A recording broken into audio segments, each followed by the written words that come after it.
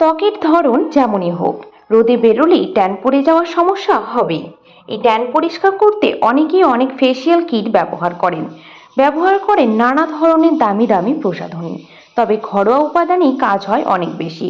তবে কি সেই ঘরোয়া উপাদানগুলি? তো আসুন বন্ধুরা, আজ সেই সমস্ত ঘরোয়া উপাদানগুলি সম্পর্কে আমরা জেনে নিই।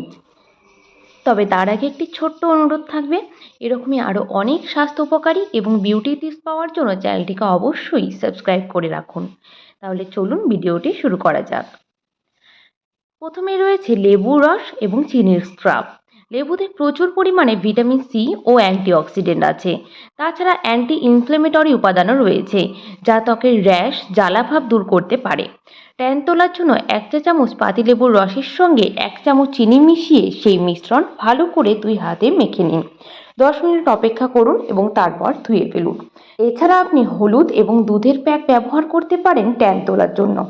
একটি পাত্রে 2 চামচ হলুদের সঙ্গে 2 চামচ দুধ মিশিয়ে নিন। এই মিশ্রণ 2 হাতে ভালো করে মেখে 15 মিনিট অপেক্ষা করুন। তারপর পরিষ্কার জলে হাত ধুয়ে ময়শ্চারাইজার লাগিয়ে নিন। হলুদের অ্যান্টিঅক্সিডেন্ট অ্যান্টিমাইক্রোবিয়াল উপাদান ত্বকের দাগ ছোপ দূর করবে।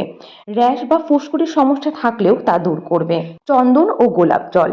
2 চা চামচ চন্দন গুঁড়োর সঙ্গে 1 চা চামচ গোলাপ জল মিশিয়ে এই মিশ্রণ ধীরে ধীরে 2 হাতে মালিশ করুন। 15 মিনিট রেখে জল দিয়ে ধুয়ে ফেলুন।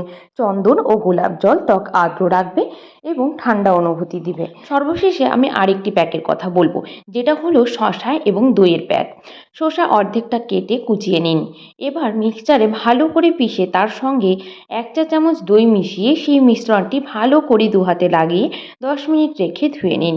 শসা ও দইয়ের মিশ্রণ খুব তাড়াতাড়ি ত্বকের কালচে দাগছোপ দূর করে। তো বন্ধুরা, এই কয়েকটি প্যাকের মধ্যে আপনি যে কোনো একটি উপায় আপনার ট্যান রিমুভ করার জন্য ব্যবহার করতে পারেন। তো এই ছিল আজকের ভিডিও। এরকমই আরও অনেক উপকারী ভিডিও পাওয়ার জন্য চ্যানেলটিকে অবশ্যই সাবস্ক্রাইব করে রাখুন।